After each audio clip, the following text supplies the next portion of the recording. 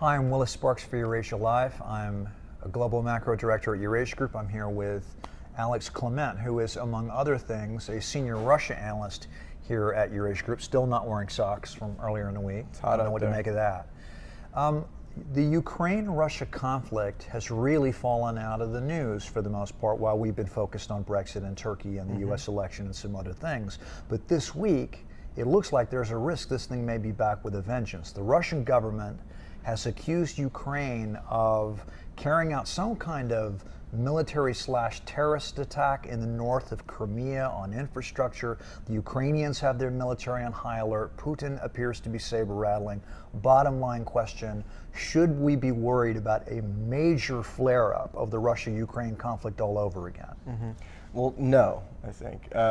Both sides in this conflict, and by that I mean Russia and Ukraine, see a distinct benefit in the perception of an imminent rise in hostilities or return to full-scale war. But neither side has an actual interest in realizing that risk. So then let's start with Russia.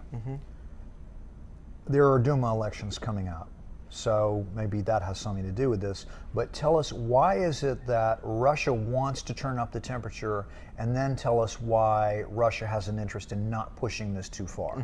So I think from Putin's perspective, and you can tell by the way he framed his response to what happened or allegedly happened in Crimea, there are two angles. One is geopolitically. It is Putin's style to try to really make a bold show of how much leverage he has right before he goes into fresh talks or fresh diplomacy. And there's a round of diplomacy likely coming up, or it was supposed to come up, around Ukraine at the G20 meetings in China next month. So on the geopolitical level, I think this is a typical example of Putin kind of, showing the fist before he asks people to kiss the ring. On the domestic front, as you mentioned, the legislative elections, the State Duma elections are coming up in Russia. And I think by linking the alleged terrorist attack, as he did, to an attempt to destabilize Crimea ahead of those elections, right? That's how Putin framed this. I think that's important because it's a way of sort of priming that nationalist pump, that kind of national security, sovereignty, rally around the flag type of effect ahead of the elections, which can help help the party of power in those elections. So why are you confident then that Russia's not going to push this a lot further? There's no distinct benefit for Russia to re-invade Ukraine or invade parts of Ukraine that it hasn't invaded already. That would run the risk of potentially not only reversing the kind of weakening support for sanctions against Russia that we've already seen in the EU, but maybe runs the risk of having fresh sanctions imposed on Russia. In other words, the upside for Russia of re-invading or invading Ukraine again is just not there. So it's good to keep Ukraine unstable without actually taking on the risk that comes from a much more serious military operation. That's absolutely right, and Putin has done that very well over the past year and a half. So then let's turn to the Ukrainian side of it. From the Ukrainian perspective, you're saying that Ukraine, President Poroshenko, has an interest in ratcheting up the heat, but in not having a military conflict. Why is that? Well, President Poroshenko is in a very precarious political position at home.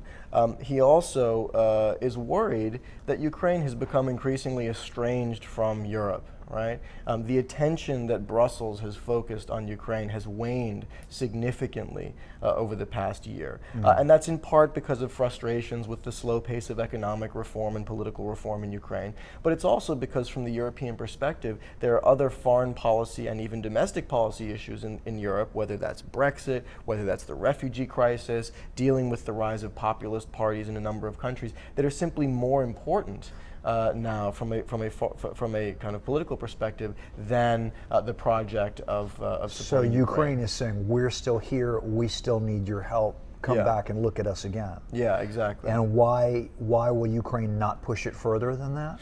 Well, I mean, other than the fact that they wouldn't win the war. That's the reason. Yeah. I mean, a return to full-scale hostilities is not. I mean, Poroshenko would, every time there's been a rise in hostilities, Ukraine has lost more territory. That doesn't look good for Poroshenko. So there's an interest in the sense that hostilities might flare again, but he doesn't want it to go too far because then he loses more territory and gets weaker at home. So you're expecting in coming weeks a lot more tough talk, but not necessarily some really violent ratcheting up of actual conflict in the country. I think that's right. So last question, coming back to the actual story, which is the Russians claiming that Ukrainians are actively trying to destabilize Crimea by attacking infrastructure, calling it terrorism, etc. The Russians have their version of the story. The Ukrainian government have their version of the story. Which side, in your opinion as an analyst, is the most credible?